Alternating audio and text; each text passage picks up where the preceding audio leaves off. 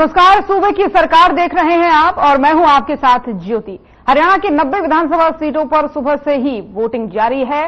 तो शुरुआत करते हैं, चलिए चर्चा की बड़ी खबर के साथ। विधानसभा की 90 सीटों पर मतदान जारी है। वोटिंग के लिए 20,632 पोलिंग बूथ बने हैं। हरियाणा के रण में 1,031 उम्मीदवार मैदान में है।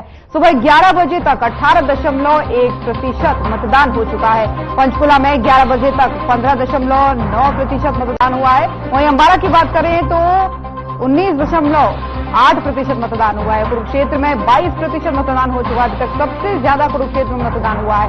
करनाल में 15.6% मतदान हुआ है। तो सुबह से ही 90 सीटों पर लगातार मतदान जारी है। एक एक सीट की खबर आपको दे रहे हैं। हरियाणा विधानसभा का चुनाव इस बार काफी अहम और दिलचस्प है।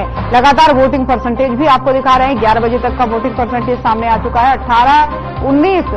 18 से 19% के बीच में मतदान हो चुका है। यानी लोग घरों से निकल रहे हैं और अपने मत का प्रयोग कर रहे हैं। हालांकि मौसम विभाग की भी चेतावनी थी कि कई जिलों में बारिश हो सकती है, कई जगहों पर भीषण गर्मी भी पड़ सकती है, लेकिन बावजूद उसके सुबह 7 बजे से ही लोग अपने घरों से निकल रहे हैं, वोट का प्रयोग जो है वो कर रहे हैं। इस बीच दिग्गज भी जो है लगातार अपने मतों का प्रयोग कर रहे हैं और लोगों से भी अपील करते हुए नजर आ रहे हैं। मुख्यमंत्री नायब सिंह सैनी जो अभी कार्यवाहक मुख्यमंत्री हैं, उन्होंने अपना मत का प्रयोग किया। कुमारी शैलजा, भूपेंद्र हुड्डा समेत कई दिग्गज जो है अपने मतों का प्रयोग कर चुके हैं। तो इस बार आपको बता दें 1,031 उम्मीदवार ऐसे हैं जो चुनावी मैदान में अपनी किस्मत आजमा रहे हैं, चुनावी मैदान में दांव खेल रहे हैं। सभी के लिए वोटिंग जारी है। वोटिंग प्रतिशत भी जो है वो लगातार सामने आ रहे हैं। पंचकुला में 15.9%, अंबाला में 19.8%, यमुनानगर में 23.1%, कुरुक्षेत्र में 22%, वहीं कैथल में भी 22% से ज्यादा यानी 22.7% मतदान हो चुका है अभी तक और अभी भी लगातार मतदान जारी है। और करनाल में आपको बता दें 15.6% मतदान हो गया है अभी तक। पानीपत में 20.3%, सोनीपत में 17.9%, जींद में 21.6%, फतेहाबाद की बात कर लेते हैं 21.7%, सिरसा की बात करें तो यहां पर जो है सिरसा में 17.5% लोगों ने अभी तक अपने मत का प्रयोग कर लिया है। हिसार में 18.5% लोगों ने अभी तक मत का प्रयोग किया है। भिवानी में 20% यानी 20% से भी ज्यादा 20.9% लोग अभी तक मतदान कर चुके हैं और बाकी लोग अभी कतारों में लगे हैं। चरखी दादरी में 19.6%, रोहतक की बात कर लेते हैं 15.2%, झज्जर में 14.4%, महेंद्रगढ़ की बात करें तो 17.1% मतदान यहां अभी तक हो चुका है। रेवाड़ी में भी लगातार मतदान चल रहा है। 14.7% लोग जो है वो अभी तक अपने मत का प्रयोग कर चुके हैं। गुरुग्राम में 16.4%, मेवात में 19.6%, फरीदाबाद में 13.6%, यानी कुल मतदान का जो प्रतिशत है वो 18% से ज्यादा यानी 19 के तकरीबन हो चुका है। तो ये बड़ा अपडेट है अभी तक वोटिंग परसेंटेज को लेकर। लगातार दिग्गज जो है, ये देखिए तस्वीरें आपको दिखा रहे हैं। मुख्यमंत्री नायब सिंह सैनी जो कार्यवाहक मुख्यमंत्री हैं अभी प्रदेश के, हरियाणा के, और वो भी अपने मत का प्रयोग करने पहुंचे। इस दौरान लोगों से खासकर अपील करते हुए नजर आए। उन्होंने ये भी कहा कि जो जनता है इस बार मत का प्रयोग बीजेपी के पक्ष में करने वाली है, क्योंकि वो हमारे 10 साल का कामकाज देख रही है। हालांकि ये देखने वाली बात होगी कि इस बार जनता का जो रुझान है वो किस पार्टी की तरफ है, किसे अपना नेता चुनती है, किसे इस बार सत्ता की चाबी देगी। इसके परिणाम आने में कुछ समय लगेगा, लेकिन फिलहाल जो है देखिए लाइनें पोलिंग बूथ की हैं। हरियाणा के 90 विधानसभा सीटों की अपडेट आपको दे रहे हैं। हर एक बूथ से हमारे संवाददाता भी जुड़ेंगे, चर्चा भी इस पर हम करेंगे, तमाम सारे मेहमान भी जुड़ेंगे। लेकिन उससे पहले ये तस्वीरें काफी खास हो जाती। देखिए मनोहर लाल अपने मत का प्रयोग करते हुए दिख रहे हैं। यहां पर पोलिंग बूथ में अपने मत का प्रयोग भी उन्होंने किया। तो सुबह से ही दिग्गज पहुंचे। पहले मतदान फिर जलपान वाली नीति अपना करके लोग अपने अपने पोलिंग बूथों पर पहुंचे। बड़े दिग्गज पहुंचे, मत का प्रयोग उन्होंने किया और साथ ही मीडिया से रूबरू होते हुए लोगों को भी जागरूक करते हुए नजर आए, लोगों से भी अपील करते हुए नजर आए कि वो भी आज के दिन जरूर अपने मत का प्रयोग करें, क्योंकि 5 साल में आज का ही दिन ऐसा होता है जब लोगों के हाथ में चाबी होती है। फिर अगले 5 साल तक सरकार ने देश चलाना होता है, सरकार ने प्रदेश चलाना होता है। आपके द्वारा चुने गए लोगों ने ही सत्ता पर बैठकर आप पर हुकूमत करनी होती है। तो इसीलिए आज का दिन ये होता है जिसमें आप खुद अपना नेता चुन सकते हैं।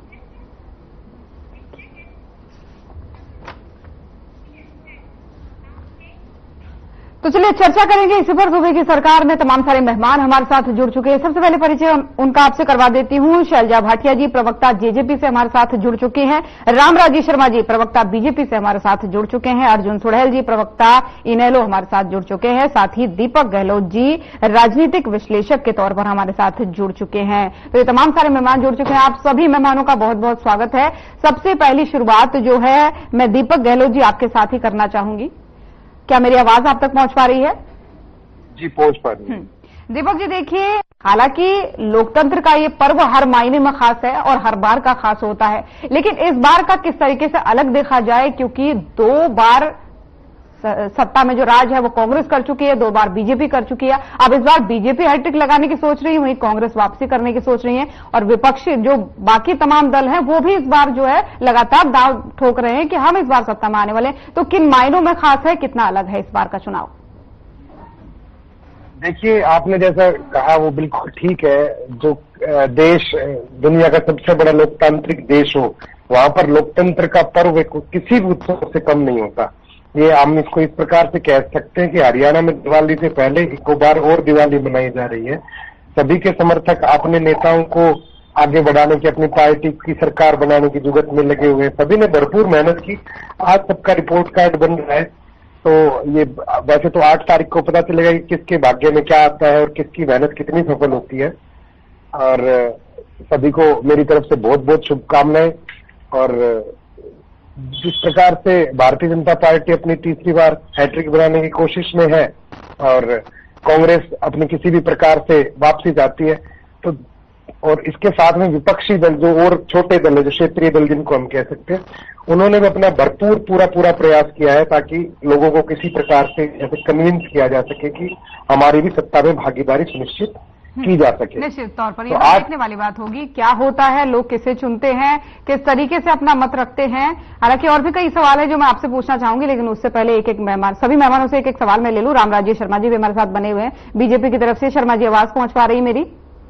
जी जी जी। लोकतंत्र का ये पर्व, वो दिन आ ही गया 5 साल बाद, लोगों का जिसको इंतजार होता है अपनी सत्ता चुनने का। आप काफी आत्मविश्वास में देख रहे हैं, क्या लग रहा है, लोग करेंगे वोट आपको? क्योंकि लाइनें तो लंबी लंबी लग रही है। कितना आत्मविश्वास है?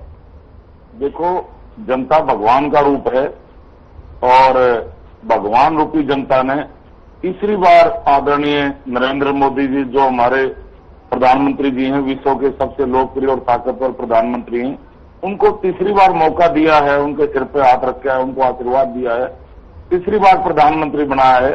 ऐसे ही हरियाणा में भी हमारे को आशा ही नहीं, पूर्ण उम्मीद भी है कि हमारे जो बहुत ही लोकप्रिय हैं, युवाओं के हृदय सम्राट हैं, छत्ती बरादरी के मसीहा हैं, आदरणीय नायब सिंह सैनी जी के सिर पे हाथ रख के उनको आशीर्वाद देते तीसरी बार हमारी सरकार बनाएगी जनता, और दूसरी बार नायब सिंह सैनी हमारे मुख्यमंत्री होंगे।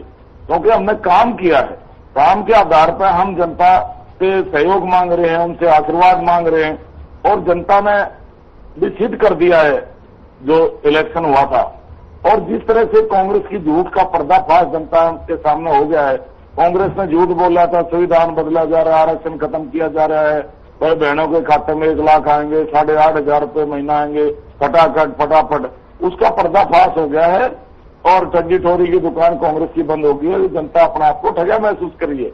हमारी 5 सीट लूज होने का कारण यही था कि उनकी काट की हंडी चढ़ गई थी कांग्रेस की, और वो काट की हंडी अब चढ़ने वाली नहीं है। जनता में भारी रिएक्शन है कांग्रेस के प्रति, और जनता अपने आप को ठगा महसूस करिए। और जिस तरह से कांग्रेस के 2 एमएलए के वीडियो वायरल हुए थे, वो पहले उन्होंने, एक ने तो भर्ती दफ्तर खोल दिया और दूसरे ने कह दिया कि भाई ऐसा है। एक पत्रकार उसे पूछने लगा गोगी जी से कि भाई आप, गोगी जी, आपके टाइम में घोटाले बहुत हुए हैं आपकी सरकार में, अरे बगैर घोटाले की सरकार चलती है क्या? दूसरा, उनसे आपस में बात कर रहे पत्रकार ने पूछ लिया, अगर गोगी जी कैसा रहेगा, आप कैसे जनता की सेवा करोगे? तो उन्होंने कहा, भाई ये सगे संबंधी आ रहे हैं, प्यारे मित्र आ रहे हैं, इनका भी हम ध्यान रखेंगे, उससे पहले तो अपना घर भरेंगे भाई, जनता बाहर में जाओ। तो जिस तरह से वो कह रहे हैं। और दूसरा एमएलए इनका नीरज शर्मा जी, वो कह रहा है, भाई मुझे ना पता है मेरिट के वो है, मेरिट का ना पता मेरे को, लेकिन 50 वोटन पे 1 नौकरी हम देंगे। 50 वोट डालो और 1 नौकरी ले जाओ, और जो झोला खादा भरेगा, हरियाणवी भाषा में बोल रहा हूं, तो जो हमारा थैला भरेगा रुपए का, उसको हम ज्यादा दे देंगे। और जिस तरह से उन्होंने अब लोग किसका थैला भरेंगे शर्मा जी, ये तो देखने वाली बात होगी। इसके लिए चंद दिनों का इंतजार है, किसका थैला भरेगा और किसका थैला खाली होगा। और जो बातें जो लगातार पार्टियां कहती है कि हमने काम किया है अपने समय में या अभी के समय में, उसका रिपोर्ट कार्ड देने का ही समय। हरियाणा की प्रथा रही है, जो केंद्र में शासन होता है उसी पार्टी को प्रदेश की जनता आशीर्वाद देती है। केंद्र में हमारी पार्टी सत्ता में है तो यहाँ भी प्रदेश की जनता हमारे को आशीर्वाद देती है। इन मायनों में भी इस बार का चुनाव खास हो जाता है। दीपक जी से मैं यही कहना चाह रही थी, इन मायनों में भी ये खास हो जाता है कि अभी तक जो देखते हुए आए हैं कि केंद्र की सरकार और हरियाणा की सरकार का जो मेलजोल होता है वो काफी सालों से, काफी बार से देखा जा रहा है। इस बार होता है नहीं, ये देखने वाली बात होगी। इस पर भी मैं चर्चा करूंगी, लेकिन और मेहमान हमारे साथ लगातार बने हुए हैं। अर्जुन जी भी बने हुए हैं इनेलो से हमारे साथ। अर्जुन जी, आवाज पहुंच पा रही है? जी।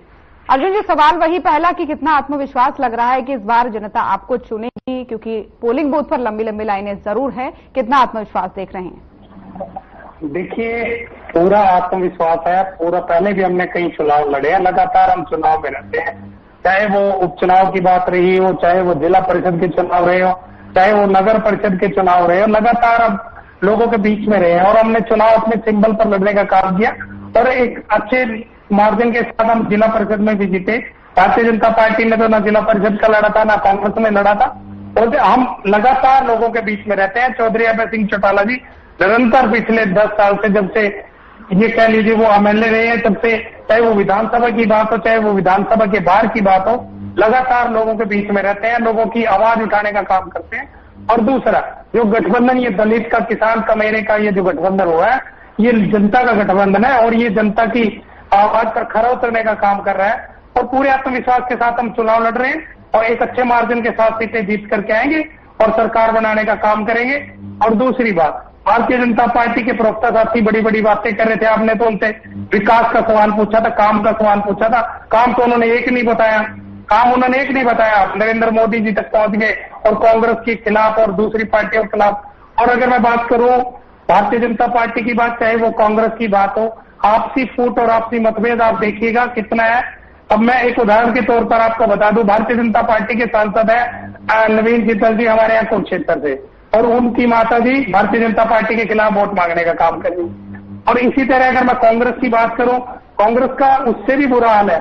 कांग्रेस में देखिए, चौधरी निर्मल सिंह कांग्रेस की टिकट पर चुनाव लड़ रहे हैं और दोनों माँ बेटी और पिता दोनों एक ही घर से निकलते हैं सुबह। एक कांग्रेस के हक में वोट मांगता है, दूसरा कांग्रेस के खिलाफ वोट मांगता है। तो ये सब लोग समझ चुके हैं, ये लोगों ने सबने देख लिया है, ये लोग बहुत अच्छी तरह से जानते हैं कि ये लोग जनता को बहकाना चाहते हैं, लेकिन जनता बहकाव में नहीं आएगी। आपने जिस तरह कहा 10 साल कांग्रेस ने राज किया तो भारतीय जनता पार्टी को लोग लेकर आए थे, लेकिन भारतीय जनता पार्टी से उससे भी ज्यादा लोग थे।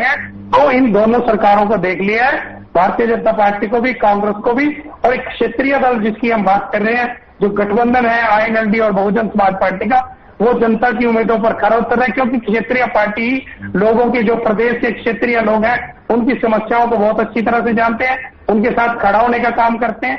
चाहे वो किसान आंदोलन रहा, चाहे वो कोई भी आंदोलन रहा हो, आपको पता ही है, निरंतर चौधरी अभय सिंह चौटाला जी लोगों के बीच में रहते हैं और हमें पूरी उम्मीद और आशा है, पूरे आत्मविश्वास के साथ हम चुनाव लड़ रहे हैं और अच्छी वोट प्रतिशत हमें मिलेगा।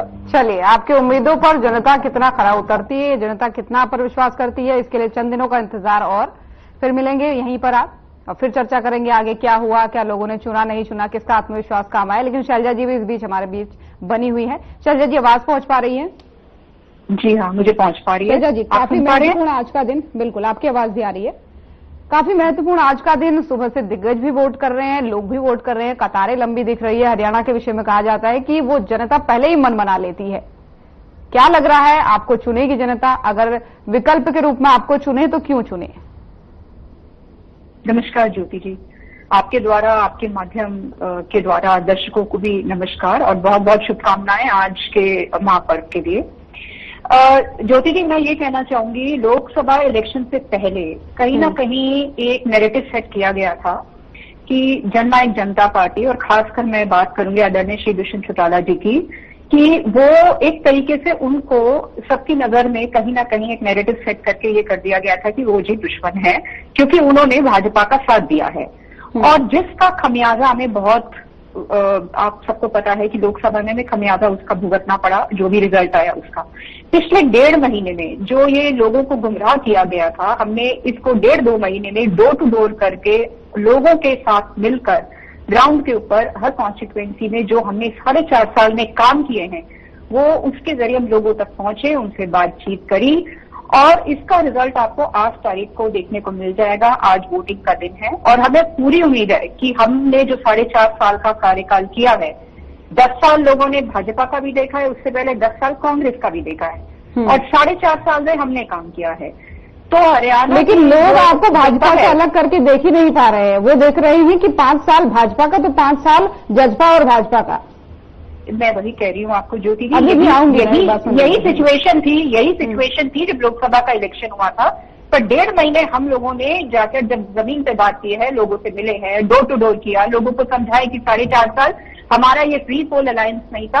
हमारी सिर्फ एक मंशा थी कि इस प्रदेश को हम सुचारू रूप से चला सके और अगर हम प्रदेश में नहीं आते, हम एक साथ मंशा के साथ हमने एक अलायंस बनाया था जिसमें हमारे को ये इंटेंशन थी कि हम प्रदेश के लिए काम करें। उसको लेकिन जो नैरेटिव सेट किया गया वो ये सेट किया गया कि जी क्योंकि यहाँ पे ये रह गए हैं, इन्होंने साथ दिया है भाजपा का। तो अच्छा, ये नैरेटिव सेट कौन कर रहा है? ये नैरेटिव जो भी ऑपोजिशन जो नहीं देखना चाहती कि जननायक जनता पार्टी आगे बढ़े, दुष्यंत चौटाला जी आगे बढ़े, उन्होंने नैरेटिव सेट किया। तो ये 1.5 महीना हमने यही काम किया कि हम लोगों के बीच उतरे हैं, हमने लोगों के बीच बातचीत करी, जो हमने काम किए, चाहे वो महिलाओं के लिए किए या हमने किसानों के एमएसपी के लिए किए। जो एमएसपी की बात बार बार 24 फसलों की करती है, 2019 से पहले कितनी फसलों पे मिलते थे, ये जो 14 फसल हुई है 2019 के बाद हुई है। चाहे हमने यूथ की रिजर्वेशन की बात की हो, चाहे हमने महिलाओं के आरक्षण की बात की हो, अगर हम नहीं होते 4.5 साल, क्या ये सब हम काम कर पाते?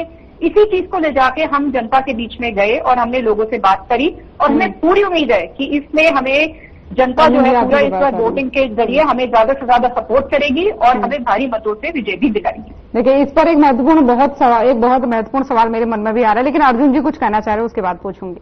अर्जुन जी। देखिए, शैलजा जी ने बहुत अच्छी बातें की। ये जो आज याद आ रही है, किसानों की याद आ रही है, दुष्यंत चौटाला जी माफिया मांग रहे हैं कि मैं तो उचाड़ने का हूँ, मुझे माफ कर दो, मुझसे गलती हुई है। तो ये 4.5 साल क्यों नहीं याद आया जब ज्योति जी 4.5 साल जब भारतीय जनता पार्टी के साथ बैठ करके सत्ता में बैठ करके मलाई खाने का काम किया। वो तो अपने काम गिनवा रहे हैं ना, वो काम गिनवा रहे हैं, वो कह रहे कि हमने ये किया, हमने वो किया, सुना नहीं आपने? फिर अगर ज्योति जी इतने काम किए होते तो ये माफिया ना मांगनी पड़ती। जो आज गांव में लोग घुटने नहीं दे रहे, ये हालात गांव में लोग पत्थर मार रहे हैं, गांव में लोग मुर्दाबाद के नारे लगा रहे हैं। तो ये दुष्यंत जी बड़ी स्टेजों से परसों चौथ मैंने भी शैलजा जी मैं आऊंगी, एक बार पूरी होने दीजिए, उनके बाद मैं आप ही के पास आऊंगी। ज्योति जी, दुष्यंत जी खुद पूरे खुले मन से बार बार कि मुझे माफ कर दो, मुझसे गलती होगी। अगर इतने सारे काम किए होते तो ये माफी मांगने की जरूरत नहीं। काम नहीं किए ज्योति जी। 4.5 साल भारतीय जनता पार्टी के साथ जिसके खिलाफ वोट लेकर के आए थे, उसके साथ बैठ करके मलाई खाने का काम किया, उसके साथ भ्रष्टाचार करने का काम किया, अनेकों घोटाले। अर्जुन जी, आपकी आवाज नहीं पहुंच पा रही है, लगता है अर्जुन जी का फोन कट गया। ठीक है, अर्जुन जी जोड़ रहे हैं, आपको जोड़ रहे हैं। शैलजा जी जवाब दीजिए। देखिए, सवाल मेरा भी यही था कि जब आप सीटें लेकर के आए थे, 10 सीटें पिछली बार, तो आपने कहीं ना कहीं बीजेपी के खिलाफ ही वोट मांगा था। उसके बाद फिर आपका गठबंधन बना, जो भी हुआ, अर्जुन जी जोड़ रहे हैं आपको।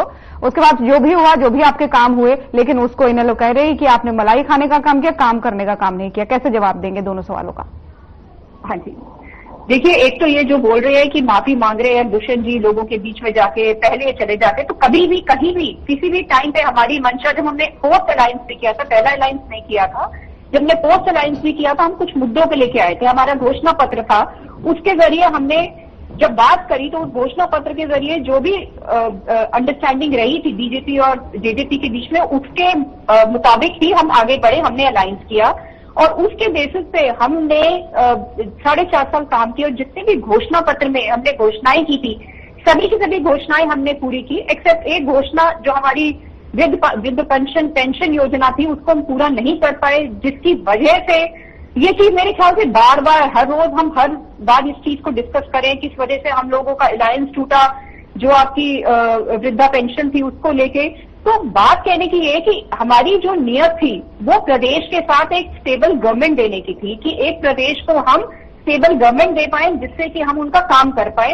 पर कहीं ना कहीं जनता को गुमराह किया गया कि ये जो है ये सिर्फ मलाई खाने के लिए आए हैं, इनका मंशा जो है काम करने की नहीं है। अगर काम करने की मंशा ना होती तो सारी जो घोषणाएं की थी हमने वो कैसे पूरी होती, कैसे 75% रिजर्वेशन जो हमने यूथ के लिए किया है, युवा के लिए किया है, वो कैसे कर पाते।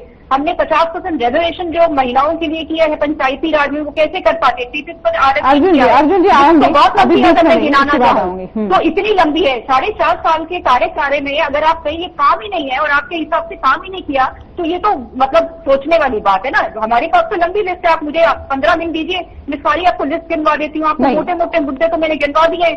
अभी 15 मिनट देना मुश्किल होगा क्योंकि बाकी मैदान भी है। मैं वही कह रही हूँ कि बात यह है कि लोगों को गुमराह किया गया, उनको ये बता दिया गया कि जी ये हमारे जो आदरणीय श्री दुष्यंत चौटाला जी है वो आपके दुश्मन है, इसीलिए किसानों का मुद्दा बनाओ क्योंकि वो खड़े, अगर वो टूट जाएंगे, अगर वो अलग हो जाएंगे तो जो मुद्दा है वो खत्म हो जाएगा। पर ये नहीं समझ पाए और लोगों को ये नहीं बताया गया कि अगर गिर जाएंगे, अभी भी तो हमारी अलायंस टूटी है, सरकार तो फिर भी चल रही थी, तो कम से कम वो जो 4 साल के दौरान हम जो काम कर पाए वो काम तो हम कर पाए, नहीं तो वो भी काम नहीं करते। तो हमारी इंटेंशन ये नहीं थी। पर हाँ, अगर लोगों को लगता है कि हमने गलती की है तो इसमें अगर दुष्यंत जी खुले माफी मांग रहे हैं तो उनका बड़प्पन है, इसमें गलत क्या किया। ये मैं लूंगी अर्जुन जी से सवाल, लेकिन मैं कुछ और सवाल एक बार दीपक जी के पास भी जाना चाहूंगी। देखिए, आपका जो कहना है, आपके जो काम है वो लोगों को समझ आए हैं तो अच्छी बात है। आप मौका मांग रहे हैं, वो तो बात जनता के ऊपर है, वो देगी या नहीं देगी इस पर फिर मैं चर्चा करूंगी। दीपक जी, आपने सुना शैलजा जी को भी और आपने सुना अर्जुन जी को भी। इनसे परे एक सवाल मैं पूछती हूं कि हरियाणा के विषय में कहा जाता है लोग पहले से मन बना लेते हैं। एक लहर जो 2014 में चली थी, मोदी की लहर, क्या उस तरीके की लहर आप इस बार देख पा रहे हैं? क्योंकि कई पार्टियां तो ये मतलब कि जो राजनीतिक विश्लेषक है और कई एक्सपर्ट तो ये भी कह रहे हैं कि इस बार थोड़ा सा कांग्रेस का दबदबा ज्यादा दिख रहा है, या जो फिर कुछ सर्वे आ रहे हैं। नहीं, कई लोग कह रहे हैं कि बीते कुछ दिनों में जो बीजेपी ने लगातार प्रचार किए और बड़े बड़े दिग्गज अपने यहां हरियाणा के रण में पहुंचाए, उससे काफी कुछ कवर हो चुका है। तो आप कितनी भरपाई देख पा रहे हैं? ज्योति जी, मैंने हरियाणा के चुनाव को काफी गहराई से और काफी नजदीक से देखा है। लगभग 50 के आसपास सीटों पे मैं स्वयं गया हूँ पिछले 20 दिनों में। 9 तारीख से मैंने जाना शुरू किया था और मैं आज सुबह ही अपने घर वापस आया हूँ।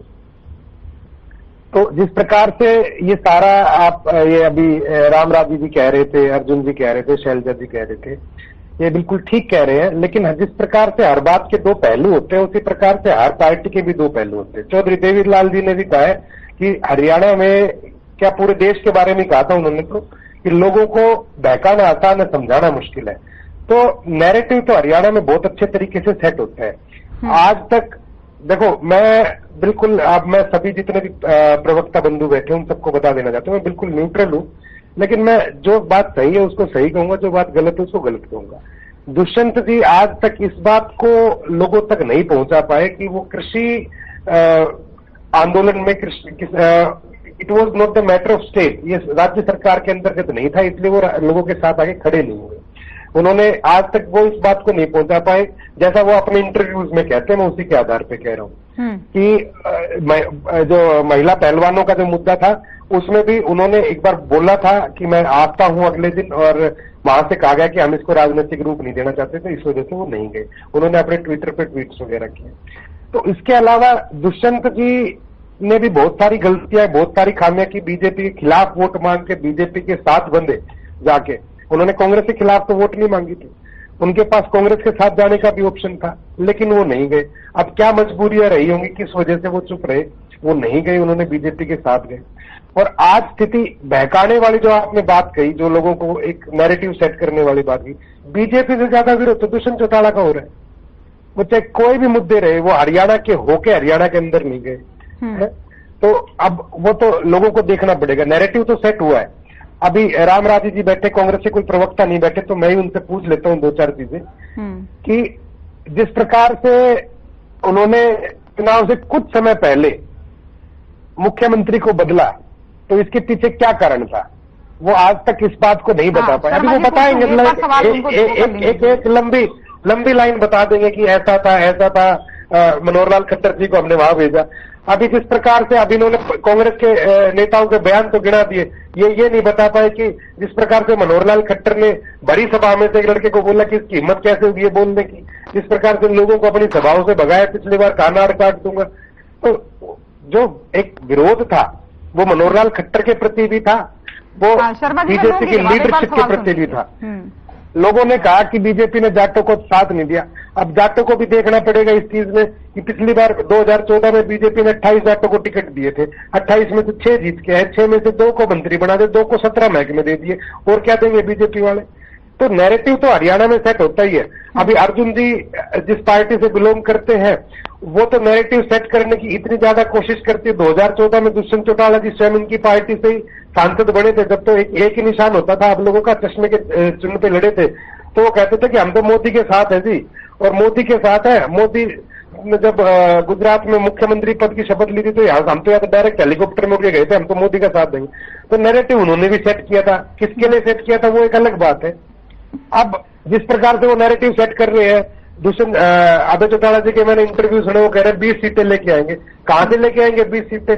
20 सीटों के नाम अगर कोई गिनवा दे, उन्होंने अपने किसी भी इंटरव्यू में 20 सीटों के नाम नहीं गिनवा पाए। वहां से जीत रहे, वहां से जीत रहे, वहां से जीत रहे, या टक्कर जहां पे है वहां पे ही बता रहे। तो इस प्रकार की स्थिति किसी के लिए भी बन नहीं पा जवाब लूंगी सबसे, एक बार सुन लीजिए सवाल। नैरेटिव सबने सेट किया, नैरेटिव सबने सेट करने की कोशिश की, दुष्यंत जी ने सेट करने की कोशिश की। अर्जुन जी आपकी आवाज लोगों तक नहीं पहुंच पाएगी, एक बार सुन लीजिए आप।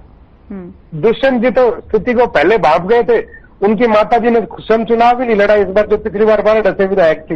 दिग्विजय जी को बटोपाड़ी में भेज दिया, चाचा भतीजे के सामने फाइट होगी। तो गृह क्षेत्र में वापस से घुसे, जिस गृह क्षेत्र की तरफ वो देखना भी नहीं चाह रहे थे 2019 में, जब उनकी इनेलो के कार्यकर्ता आके उनके साथ जुड़े थे, तब वो अपने गृह जिले की तरफ देखना भी नहीं चाह रहे थे। आज उसी गृह जिले में वो अपनी वापसी कर रहे हैं, वहां पे जाके लोगों वहां पे चुनाव लड़ रहे हैं।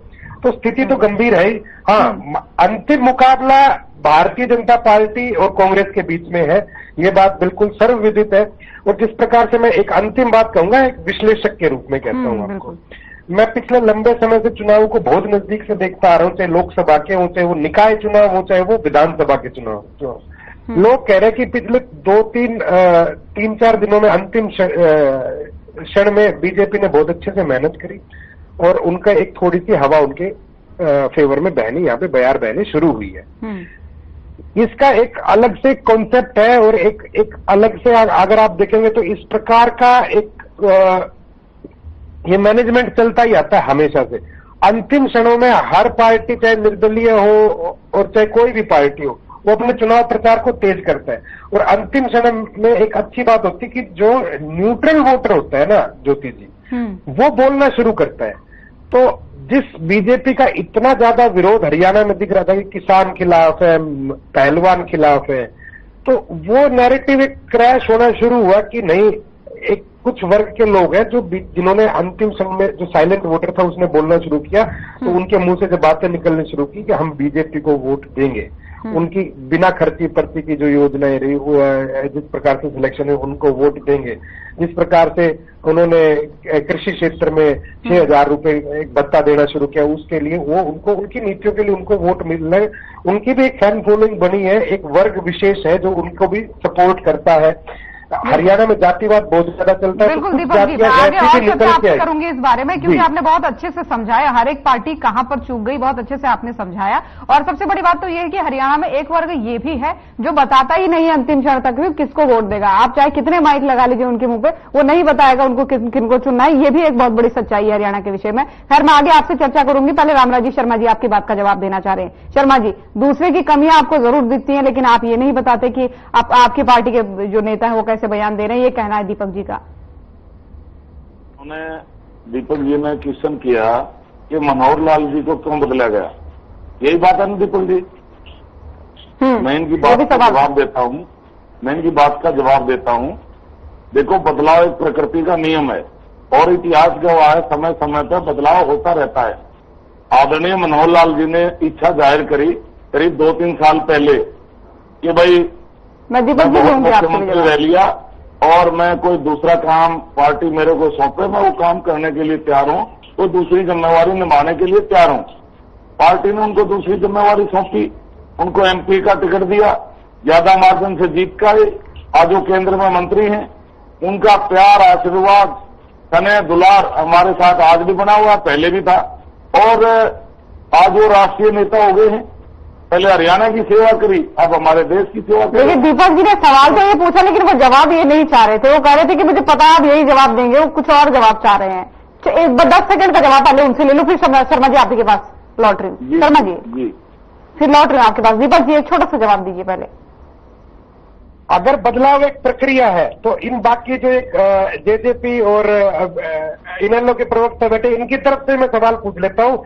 राम राजी शर्मा जी, फिर आपने नरेंद्र मोदी जी को क्यों नहीं बदला? और क्या आप ये कहते हैं कि नरेंद्र मोदी जी को अगले चुनाव में प्रधानमंत्री पद से हटा के, बीच में प्रधानमंत्री पद से हटा के हम राष्ट्रीय अध्यक्ष बना देंगे? चलिए बदलाव एक प्रक्रिया बता रहे हैं आप। ठीक है इसका जवाब भी शर्मा जी से ले लेती हूँ। दीपक जी फिर विस्तार से बाद में पूछूंगी। एक बार मैं शर्मा जी के पास चली जाऊँ। शर्मा जी जवाब दीजिए। दीपक भाई, भाजपा में पद की लालसा किसी को नहीं है, मैं बताना चाहूंगा आपको। एक किसान का बेटा, मजदूर का बेटा, गरीब का बेटा हमारे देश का प्रधानमंत्री बन सकता है, हमारा मुख्यमंत्री बन सकता है। एक आदिवासी महिला हमारे देश की राष्ट्रपति बन सकती है।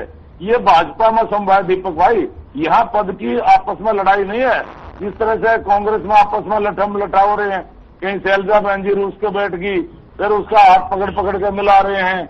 चाहे फेविकोल भी उसे भी चिपका दें, वो दिल का हाथ नहीं था, वो जबरदस्ती पकड़ पकड़ के मिला रहे थे।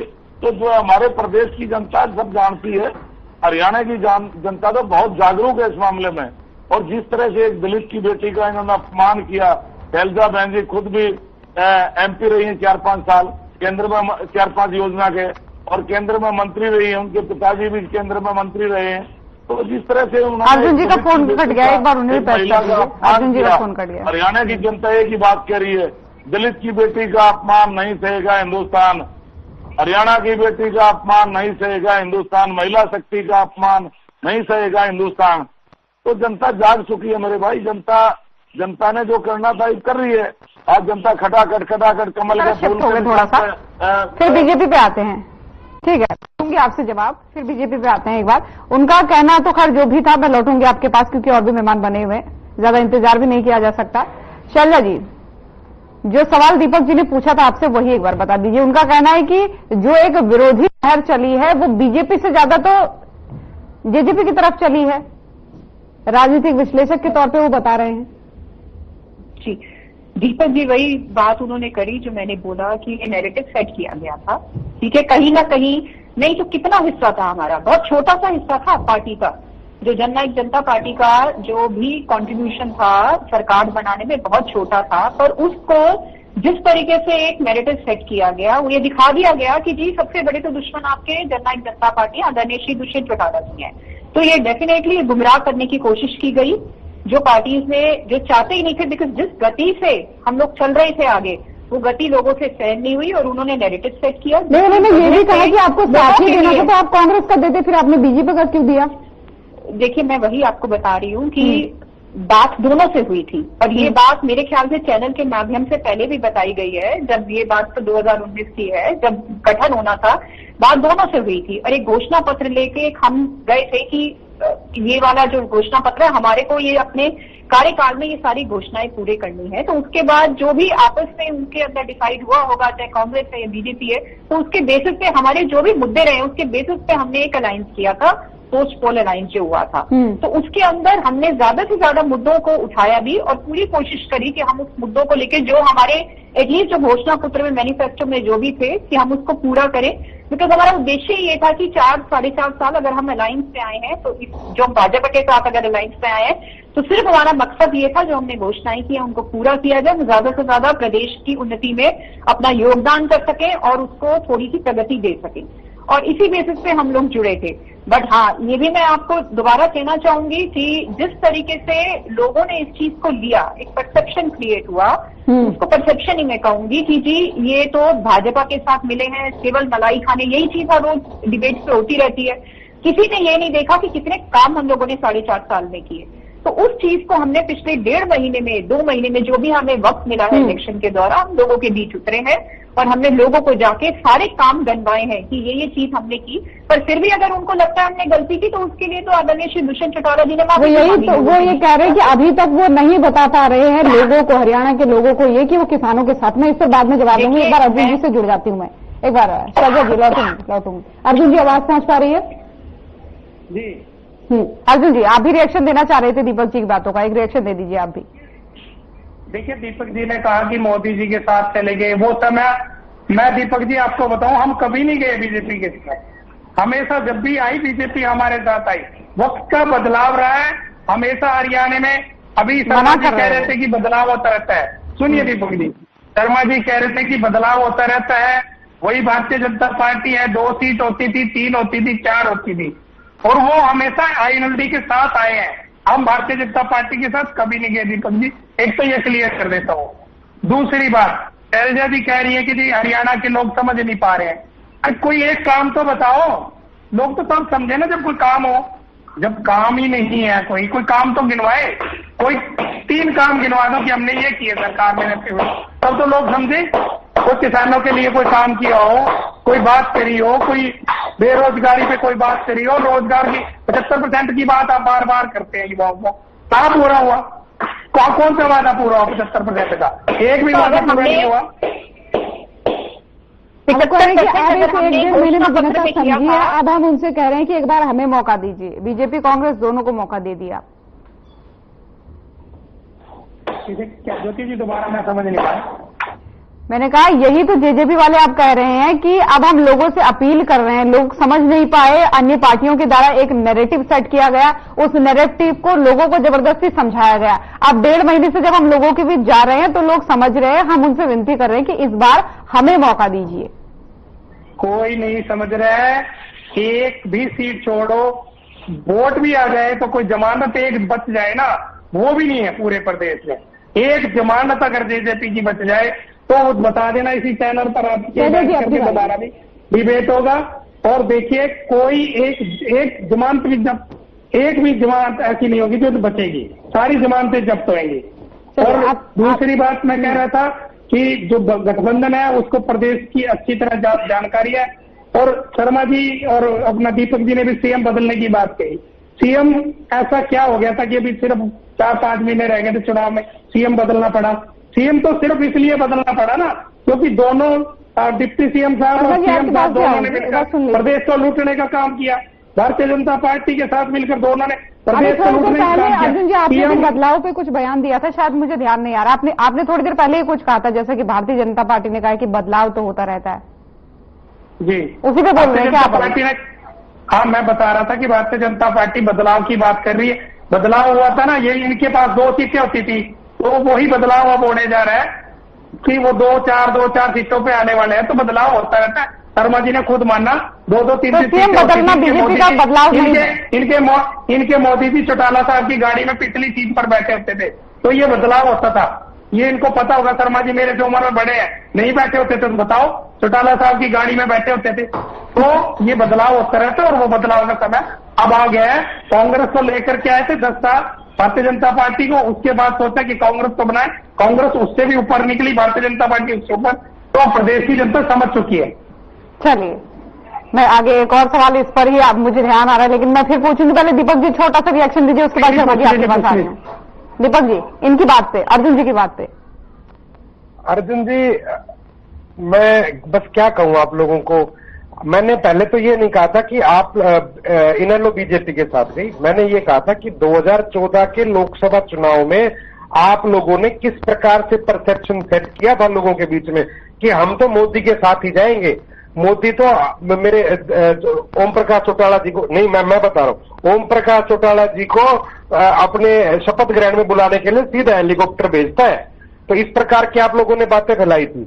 और दूसरी बात, आप लोगों को आपका यही अहंकार मार गया कि हमारी सीट के पीछे मोदी बैठता था और ये बैठता था।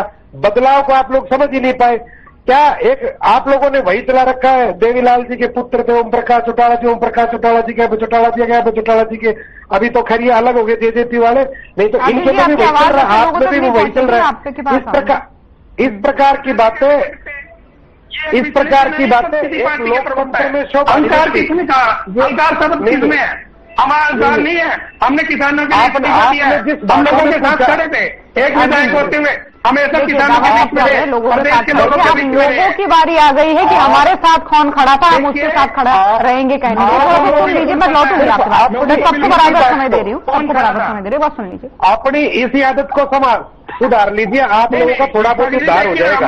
आप सामने वाले की बात करने की कोशिश कीजिए। अर्जुन जी सुधारिए, आप किसी पार्टी के आप किसी पार्टी के प्रवक्ता हो क्या?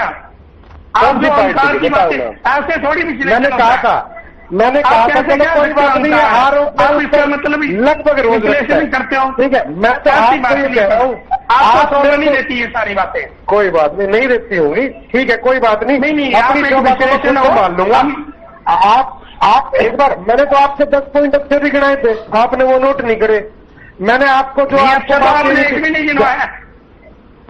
चलो फिर अच्छे होंगे नहीं, होंगे ही नहीं है, कोई तो कह रहा हूँ कोई बात नहीं। देखिए, वो सभी पार्टियों की बता रहे हैं, इतना मैं भी देख पा रही हूँ, व्यक्तिगत आक्षेप शब्द यूज करना आप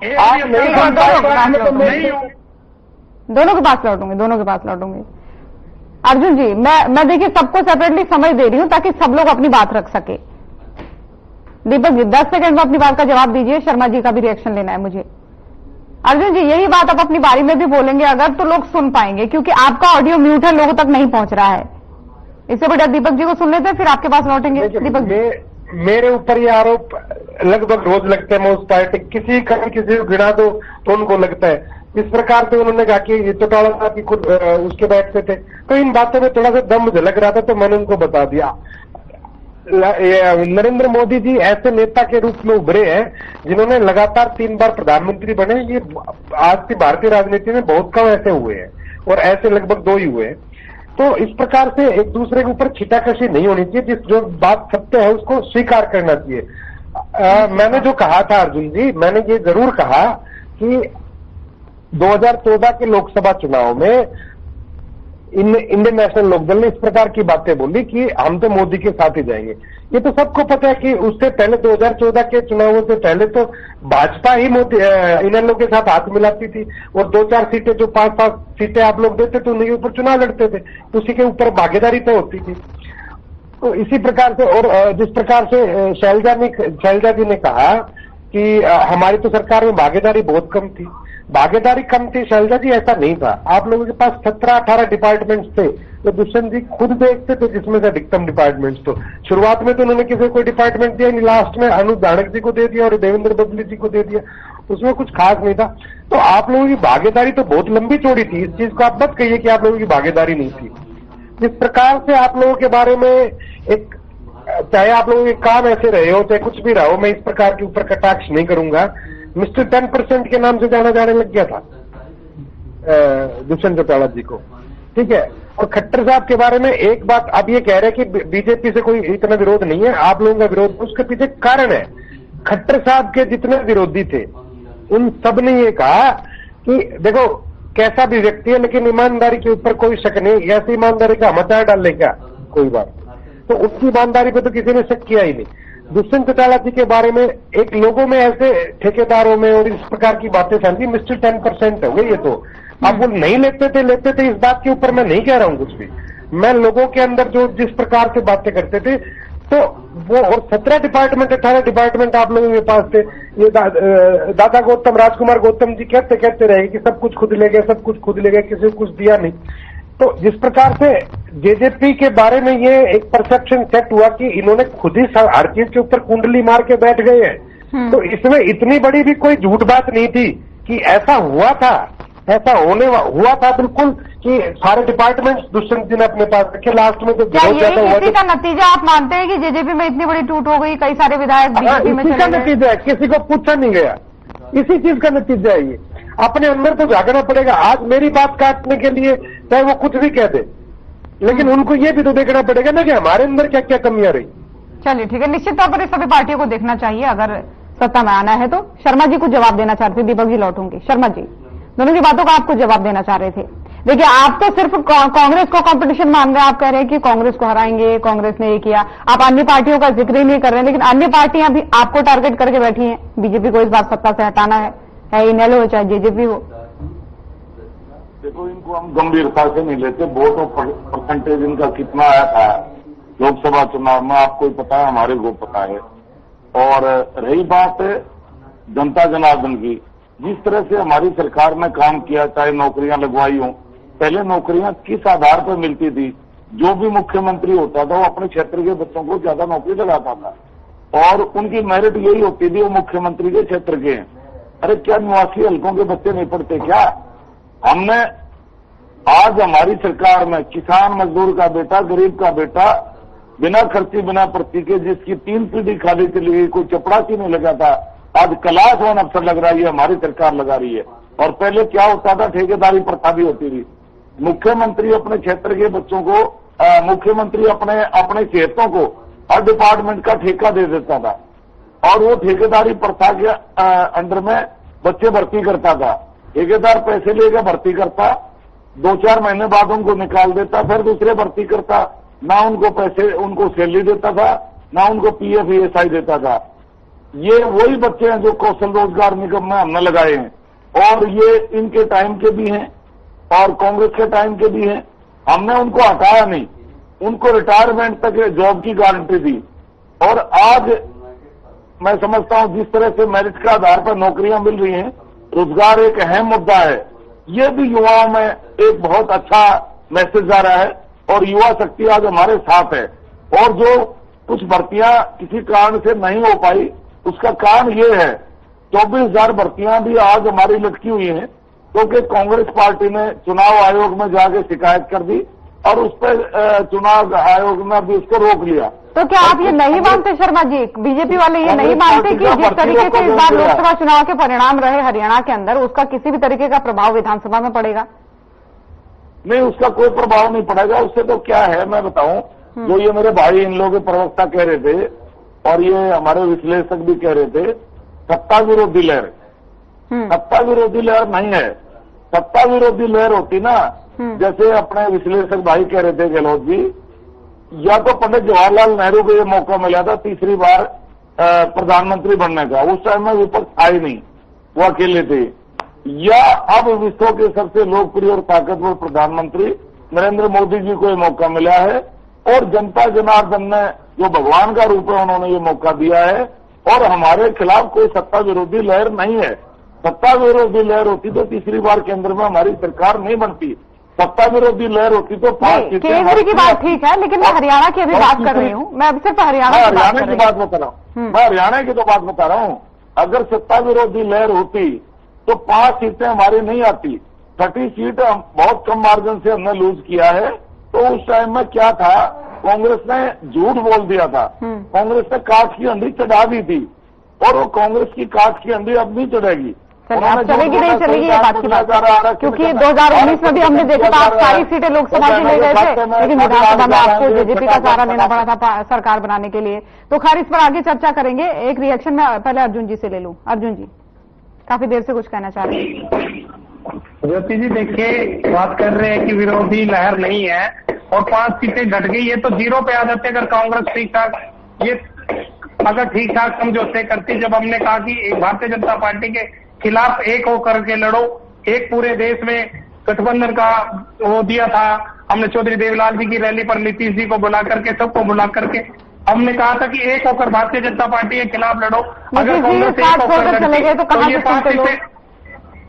नीतीश जी साथ छोड़कर चले गए ना, फिर कहाँ से और लोग सुनते बातों को?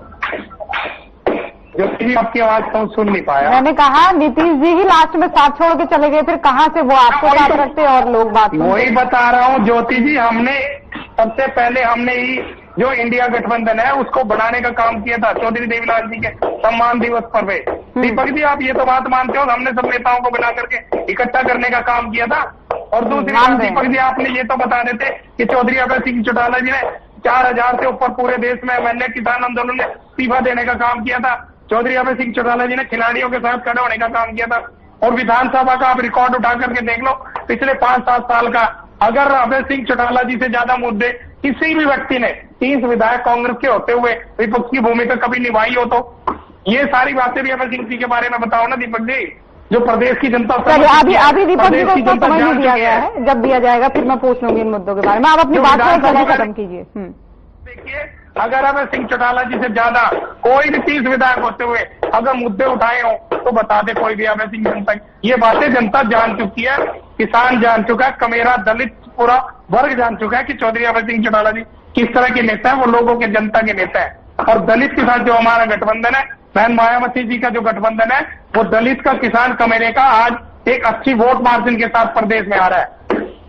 चलिए ठीक है शैलजा जी, अब आपका नंबर, एक रिएक्शन भी दीजिए एक तरीके का फाइनल, और दीपक जी ने जो कहा था उस बात का जवाब भी दीजिएगा।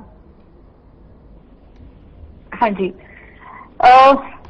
जहां तक अर्जुन जी ने बोला मैं वही नोट कर रही थी। उन्होंने बोला जी आपने काम ही नहीं किए। तो मेरे ख्याल से कितनी बार कामों की लिस्ट दोहराई मुझे समझ नहीं आ रहा, बट काम के बेसिस पे ही हम लोगों से 4.5 साल वोट मांगने जा रहे हैं। तीन नहीं, मैं आपको 5 भी गिना देती हूँ, समय क्योंकि समय ज्यादा नहीं है इसलिए इससे ज्यादा हम गिना नहीं सकते। 75% की जहां से बात की मैं शुरुआत करती हूँ, आप कहते हैं आपने वो भी नहीं किया। इनिशिएट तो किया, कम से कम रोजगार सबसे बड़ा मुद्दा है आज की डेट में। रोजगार हरियाणा में सबसे बड़ा मुद्दा है, उसको कम से कम हमने शुरू तो किया।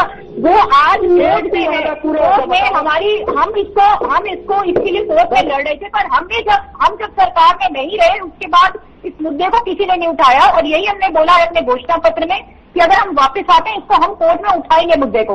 आप नहीं सुनना चाहते, वो आपकी दिक्कत है। मैं आपको काम आपने पूछे आपको गिना के दे रही हूँ। महिलाओं के लिए 33% आरक्षण, ये तो घोषणा पत्र की बातें बता रही हूँ और लंबी चौड़ी नहीं बता रही। वो किसने करके दिया? राशन डिपो में किसने कर दी? कैसे बोल रहे हैं अब नहीं हुआ? कैसे बोल रहे हैं अब नहीं हुआ? आप पता कीजिए। 50% जिला परिषद, 50% पंचायत में नहीं हुआ। वो आप ऐसे बोल रहे हैं नहीं हुआ नहीं हुआ। आप पहले जानकारी तो ले लीजिए। मैं वो सिलेंडर वाली बात नहीं कर रही जो नारायण सिंह जी ने करके दिया 500 रुपए, जिसका एक्चुअली में नहीं हुआ। मैं वो बातें बता रही हूँ जो ऑलरेडी ग्राउंड पे इम्प्लीमेंट हो चुकी है, जिससे काम हो चुका है ऑलरेडी। इस पे अगर 50% आरक्षण हुआ है, इस पे इलेक्शन भी हो गए, आप ये नहीं बोल सकते कि नहीं हुआ। सिर्फ घोषणा जिस पर उनकी भागीदारी थी वो काम गिनाने की बात कह रही हूँ कि इसमें हमारी भागीदारी रही। मैं वही कह रही हूँ ना, 14 फसलों में MSP 2014 के बाद आई है, 2019 के बाद आई है। 2019 से पहले केवल 2 फसलों में थी, अब 24 हुई है वो, जिसमें से 2 फसलें ऐसी है जो हरियाणा में उगती भी नहीं है। मैं आपको यानी इस पर आपको आपत्ति है? 24 फसलों की बात जो सरकार कर रही है इस पर आपको आपत्ति है ना? आप काम की बात तो कीजिए मत। और जहाँ तक दीपक जी का बोल रहे हैं, हाँ दीपक जी का जहाँ तक आपने बोला वो 10% और ये थी। देखिए जो चीज एक सुनी सुनाई बातें हैं, उस पर किसी का कोई ये तो नहीं कोई केस चला या कोई प्रूफ हो गया है, तो उस चीज के बारे में मैं कैसे कह दूं, कैसे टिप्पणी दे दूं जो चीज सिर्फ कही हुई बातें और ये गंभीर चीजें हैं जो इन्होंने उठाई है। तो मैं इस पर टिप्पणी इसलिए नहीं दूंगी क्योंकि ये चीज तो सुनी सुनाई बातें जो कि चाहे फैलाई हुई हो, कितनी सच्चाई है कितनी नहीं वो मैं नहीं उसके बारे में बता सकती जब तक उस चीज को प्रूव नहीं किया जा सके। चलिए तो जहां तक अगेन वही इलेक्शन की बात है कि आप 8 तारीख को आप देख लेंगे क्या है क्या नहीं। हम लोग बीच में जाके हमने काम जो किए हैं 4.5 साल में, जो एक्चुअली में काम किए हैं, जो पेपरों पे नहीं हुए, जो हम ऑलरेडी ग्राउंड पे हो चुके हैं, उसको लेके हम जनता के बीच में गए हैं और उसका आपको रिजल्ट जो है वो देखने को मिलेगा। मिलेगा नहीं मिलेगा उसके लिए इंतजार है। अर्जुन जी एक लाइन में अपना जवाब दीजिए, फिर समय भी हो रहा है। अर्जुन जी एक लाइन में जवाब। ज्योति जी देखिए, ये सिर्फ और सिर्फ कागजों में घोषणा है, कोई काम नहीं हुआ। अगर कोई काम होता तो पता चलता पूरे प्रदेश को और लोग इनको गांव में बिठाते, चाय पानी पिलाते, स्वागत करते। अब ना तो चाय पिला रहा है कोई, ना पानी पिला रहा है, उल्टे धक्के मारकर गांव से भगाने का काम कर रहे हैं। ये हालात है। अगर काम किए होते तो काम किसी ने नहीं किया। चलिए ठीक है दीपक जी, एक फाइनल कमेंट आपसे भी चाहूंगी। देता हूँ रामराजी शर्मा जी, भारतीय जनता पार्टी जिस प्रकार से 5 सीट लूज करी है तो वो आप लोगों को सोचना चाहिए कि उसके ऊपर क्या क्या कामयाबी। भारतीय जनता पार्टी किसी भी व्यक्ति से पूछ लो, चाहे वो प्रधानमंत्री से लेके मुख्यमंत्री से बात करते हैं, मुख्यमंत्री से लेके निचले सबसे निचले स्तर के कार्यकर्ता से बात कर लीजिए कि क्या काम किए बिना खर्चे बिना पर्ची। इसके अलावा दूसरा कोई काम आप लोग किए, आप लोगों ने किए होंगे लेकिन लोगों तक नहीं पहुंचा पाए। इसके अलावा कोई एक सेकंड सर एक मिनट बस, कोई भी काम आप नीचे तक नहीं बता पाते, ठीक है, कोई भी बात आप नीचे तक नहीं पहुंचा पाए। और आप लोगों को जिस प्रकार से नरेंद्र मोदी जी केंद्र की बातों को अगर विधानसभा में लेके गिनवानी है तो फिर चुनाव मत लड़ो विधानसभा का, तो इस प्रकार से चीजें नहीं चलती। अर्जुन जी, इस बात को मैं 100% मानता हूं कि जिस प्रकार से अभय चौटाला जी विधानसभा में दहाड़े, उस प्रकार से कोई लोकतंत्र का सबसे मजबूत सिपाही दहाड़ सकता है। 2019 से 2024 जिस प्रकार से वो गरजे है, वो एक लोकतंत्र के सच्चे सिपाही की बिल्कुल 100% अवधारणा को पूरी करते हैं। चलिए ठीक है, लेकिन देखा जाए तो दीपक जी क्योंकि समय की पाबंदी है, बड़े बड़े शीर्ष नेता भी हरियाणा में आकर यही कह रहे हैं कि भाई आप प्रत्याशी को मत देखिए, आप पार्टी को वोट दीजिए। बीजेपी के तो जितने बड़े नेता वही कह रहे हैं, सीधे आप पार्टी को वोट दीजिए। 5 सेकंड में, चलिए 5 सेकंड में अपनी बात खत्म कीजिए। उसी प्रकार से आप लोगों को अपने अंदर जो अहंकार दम है, आप लोग सिरसा से बाहर नहीं निकल पा रहे भाई साहब, कैसे काम करेंगे? और शैलजा जी, एक सेकंड शैलजा जी, 24 फसलों पे एमएसपी मिल गई, कृषि मंत्रालय आप लोगों के पास था क्या? नहीं था। वो आप लोगों ने उसमें कुछ भी नहीं किया। आप लोग क्रेडिट लेना बंद कर दीजिए, लोगों को गिनवाने के लिए कुछ भी बोलते। अपने अंदर झांकिए, जो सबसे बढ़िया चीजें निकल के आती है। समय की पाबंदी है, जनता का जो भी निर्णय होगा वो थोड़े समय में ईवीएम में कैद हो जाएगा और आने वाले 2 से 3 दिन में पता चल जाएगा किसकी सरकार बनेगी। बहुत धन्यवाद आप सभी लोगों का हमारे साथ इस खास चर्चा में शामिल होने के लिए। तो मतदान की प्रक्रिया जारी है, सुबह 7 बजे से ही लगातार लोग वोटिंग कर रहे हैं। हम भी महा कवरेज जो है लगातार लोगों को दिखा रहे हैं, 90 की 90 विधान सीटों का अपडेट दे रहे हैं। तो फिलहाल इस बुलेटिन में इतना ही, आगे चर्चा लगातार जारी रहेगी। नमस्कार।